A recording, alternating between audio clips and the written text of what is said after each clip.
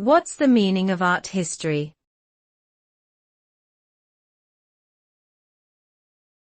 Art history.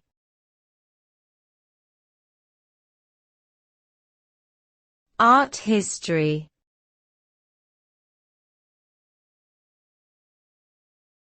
Art history.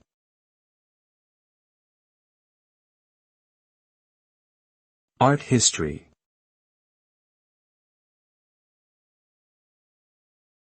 Art history refers to the academic study of visual arts, including painting, sculpture, and architecture, as well as their cultural and historical contexts.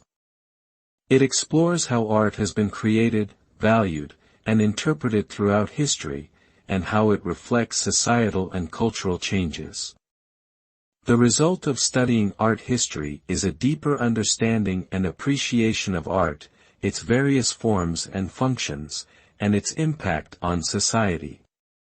Through analyzing and interpreting art, art historians can offer insights into different cultures, beliefs, and values, providing a richer understanding of human history and creativity.